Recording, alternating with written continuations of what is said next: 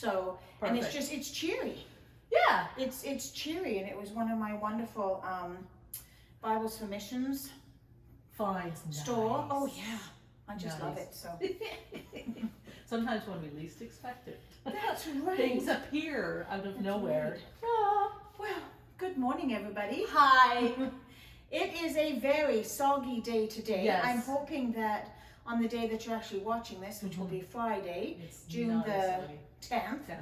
it'll be nicer. But today it is just raining. Where does that term come from? Cats and Like dogs. raining cats. Have and you dogs? seen my umbrella? That's what it says. And when the rain hits it, the cats and dogs change color. No, Just so you know, that's yeah, it's so one of- cool. Of course, I have funky stuff, right? That's kind of cool. Raining cats and dogs. Okay, we have to look that up because Yeah. we don't know. Not that we know everything. Because you know what? We're recording because we are the Crumbs from the. Pop-Tarts. Of course, we are. Yes. And I hope today you will enjoy our offerings, even though it looks so dark outside. We're going to bring some joy or something into your house. Something. Oh yeah, coffee first, and then we can survive. Tea. Oh, tea. Tea. Of course she does. Of course she does. Coffee.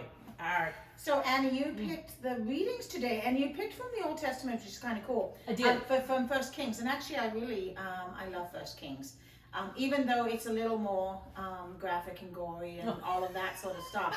Are you saying that you like the graphic no. and gore? Oh, okay. No, actually, I don't. I was going to say that's not you. But as far there as I are know. there are some wonderful, sweet moments of teaching in it, right? There's also a lot of visual imagery that Oh, we yeah. can understand. Yeah. And today's reading, as it's pouring rain outside and it's kind of windy and kind of, so hopefully you'll get what we're saying about the visual imagery. And we don't do a lot from the Old Testament, partly because it doesn't always speak to us. No. We tend to lean more towards the New Testament. If you look at my Bible, it's kind of beat up, kind of from Matthew on. But sometimes we need to read, and in this part we actually get to reread part of it again, which is kind of weird. It is. We had a little conversation on that, but you know what I find is really cool when we look at different versions of the Bible, right, is when you look at the Old Testament, particularly Old Testament readings in the Action Bible, right, which I have at home, which of course I got when we started the children's focus, right, because it was a great way of telling the story of the Bible in a different way. Yeah. So you can't go and say, okay, I want to look up this verse in that Bible, because you can't, because it takes themes and it blends stories and the different reportings of the same story, and then creates this marvelous action comic strip sort Think of it as presentation. a comic book. They're called graphic novels, Yeah. but people take that the wrong way. But it is truly, it's all pictures. But the way that it's depicted is amazing. It's is so amazing. engaging. It's so engaging. It is. You want to turn the next page to find out what happens. Now, there are liberties taken with coloring and but you know what? We watch movies and the same thing happens, right? Absolutely. It's the artistic license that's allowed to happen. Well, I mean, and isn't that what an awful lot of discernment and learning is about? Yep. It's about reading, like all of us can read the same passage, right? We can all read the same book. Yep. But we will all in our minds portray the characters in the way they speak, the way they sound, the way they look, the way they interact with one another, totally different. Because we bring our own personal history into That's it. right. And if we've had something experiential that we can keep in our database, and then we read something, we go, oh, this is what it must look like. That's right. When you haven't had the same experience at all. Which is kind of cool. And if you do have, kids or grandkids or, somebody who you want to introduce the Bible to in a different way, the Action Bible is fantastic in the way, even if for yourself, to just look at the stories of the Bible in a completely different way. And it's not the whole Bible, just don't get us wrong, but it is a hardcover book, and it's quite heavy and it's quite thick, but it is very cool. Okay, enough on the advertising. That's right. So Shall we're going we to go to 1 Kings, Yes. chapter 19, verse 9 through to 15. 15a, I think. Yeah, we really sort of just do that first sentence of 15. And it's only because, honestly, there's just all kinds of names and people. And I slaughtered some words last week, and I'm still recovering. And I'm sure you are from the trauma of that. So Annie, do you want to start, or do you want me to start? What do you Sure. want to do? I'll start and go to, I don't know, the end of verse 11, and then you can take off at Okay. verse 12. There we go. Sounds good. Okay. 1 Kings chapter 19, beginning at verse 9. At that place he came to a cave and spent the night there. Then the word of the Lord came to him, saying, "What are you doing here, Elijah?" He answered, "I have been very zealous for the Lord, the God of hosts, for the Israelites have forsaken your covenant, thrown down your altars, and killed your prophets with the sword. I alone am left, and they are seeking my life to take it away." He said, "Go out and stand on the mountain before the Lord, for the Lord is about to pass by."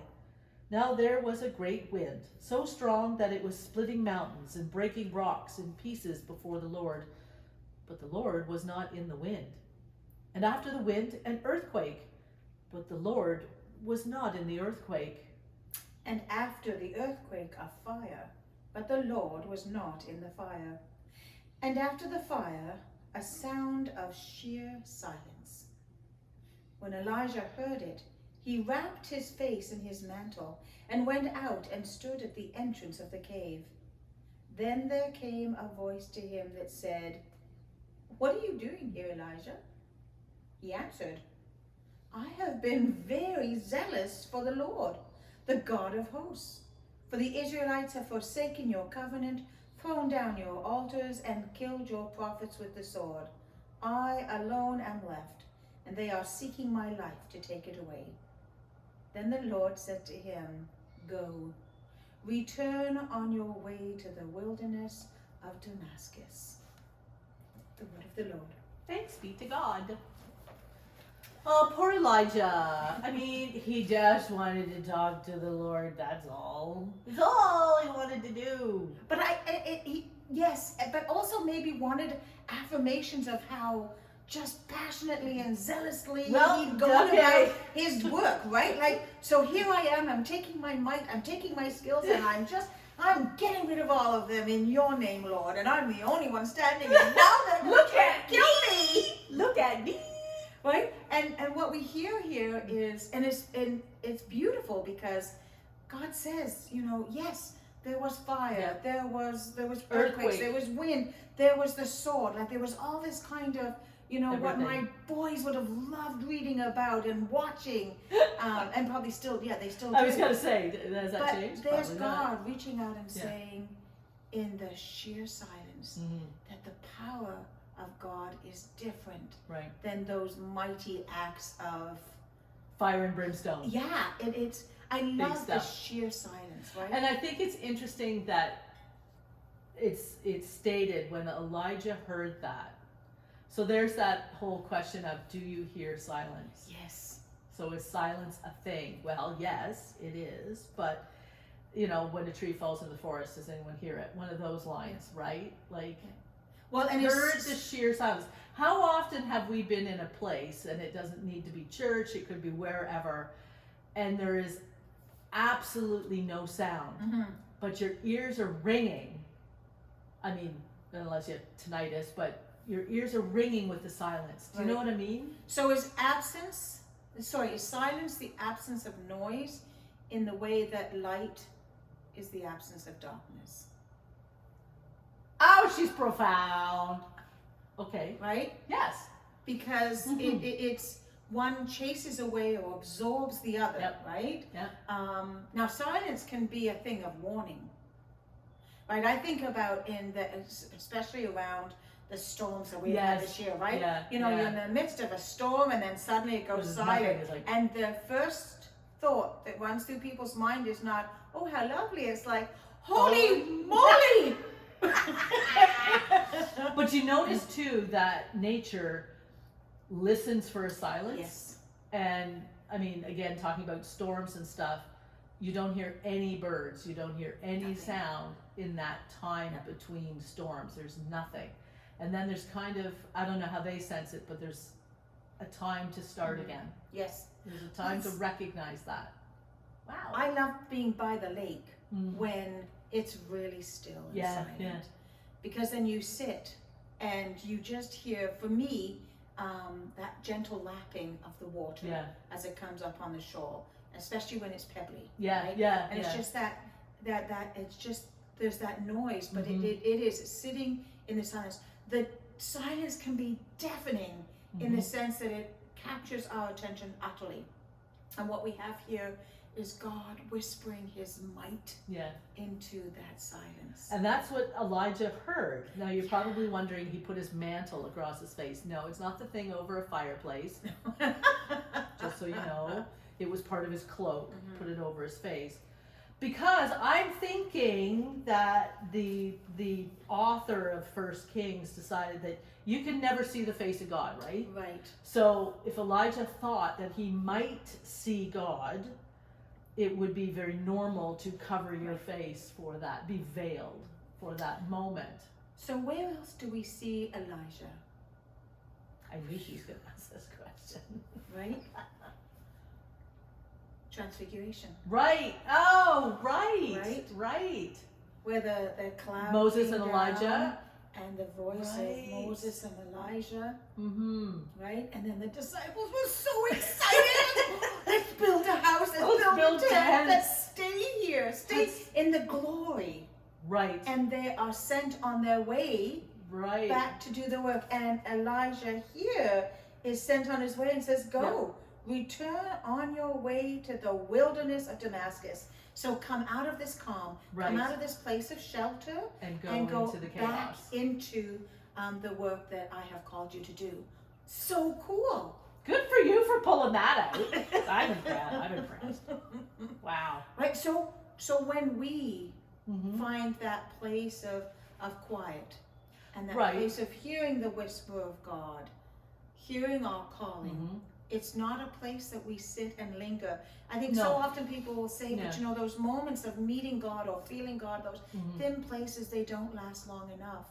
Well, no, because God is giving us constantly Yeah. a place of, God reaches out and then sends us. I think reaches out and makes available that time to hear the silence. Yes. Like Elijah did.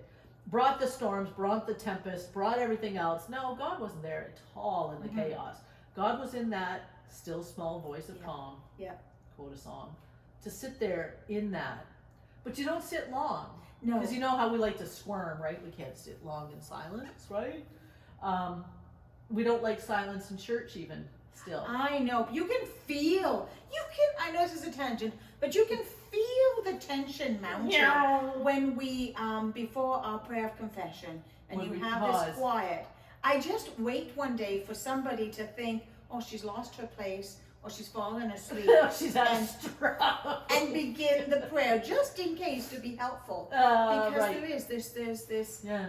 being uncomfortable with silence and thinking that we need to fill it. So what has changed in us personally, we can't even remember the time before COVID, but what has changed in us that we have to hear something all the time?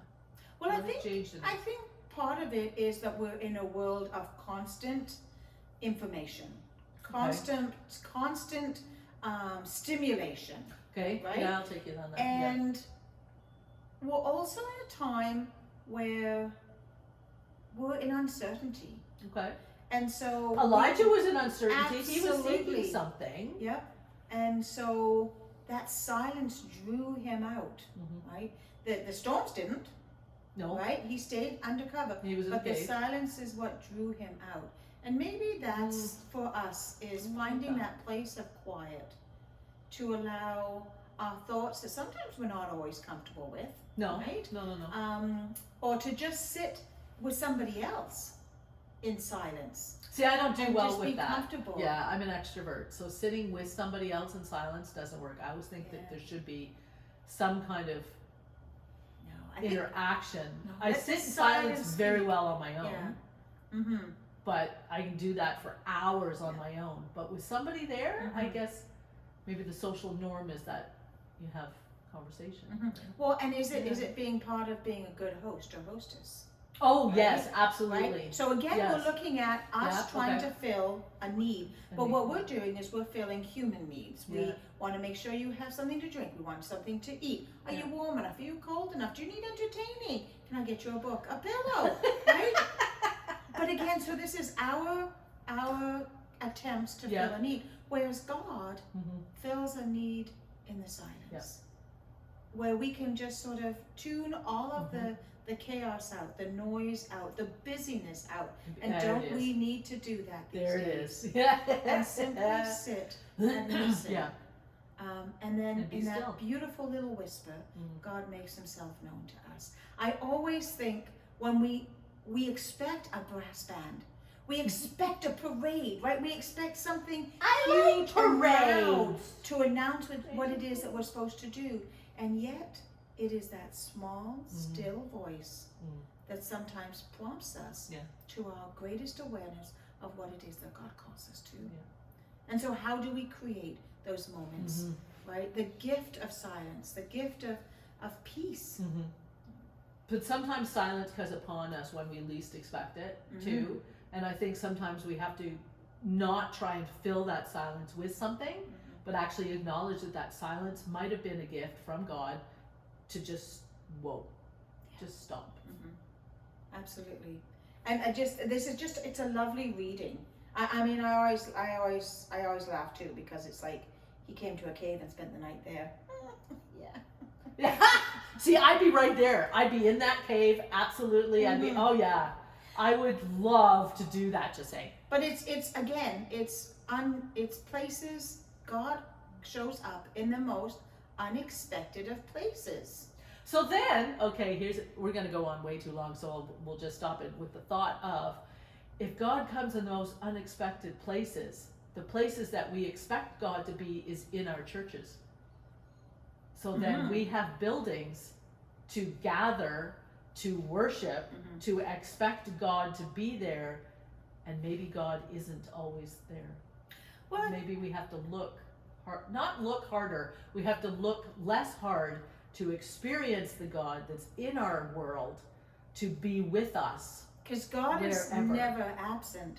No. Our awareness of God is often absent. Right. And so we come into these places expecting to find some kind of manifestation within bricks and mortars, when really it's about finding a still, quiet space in ourselves to then be aware of God. Because it's never about an absence of God. Right. It's an absence of our awareness. Right. And so we have these usually prayers. Sum it up, right? Yeah. We have these prayers that say, God, be with us. It's like, no, God, help us be aware that you are with us. Right? I like that. Yeah. Help us be aware that you are with us. Sharpen our awareness, right? Bring us closer to I thought you. you said shop in our awareness. No, you meant sharpen. Yeah. Sharpen. Sorry. Yeah, you can shop, but no, sharpen. Our awareness. Bring us closer to God. Right. Because God is already, sometimes it's like when I think of a baby who's cuddling, and the baby's right snuggled in there. The baby can't see the parent because it's snuggled right up against the parent. Right. But it feels the parent. Right? And so when little tiny babies, you'd have to bring them away a little bit and then they try to focus. But God is so close to us and holds us so close that we can't always see him or her because we're right tucked in. But we can feel God's presence if we allow ourselves to settle into the Great silence. analogy. There I we feel all go. comfy now. Oh, how nice! I feel all comfy. So on that cuddly, Comfy. kind of note, may your week be filled with moments of silence, of peace, where you feel God's presence with you and feel his peace. Yeah. When you least expect it. When you least expect it. There we go. I like it. There we go. Well, I think that's all we have time for today, but thank you for joining us. We've only got a couple more weeks of Crumbs from the Pop-Tarts. Yep. Crumbs are gonna go back to baking for the summer. Yeah, well, something. And we're going to take a little bit of a little time off in the summer, and then come back in September, Mhm. unless there's something like we just can't resist talking about. Yeah. Watch out, you may get a pop-up Pop-up party Crumbs! A pop-up Pop-Tart. Hot and toasty. You never know. You never know what may happen. Anyways, God bless. Have a wonderful week, and we look forward to seeing you next week. So take care. Bye-bye.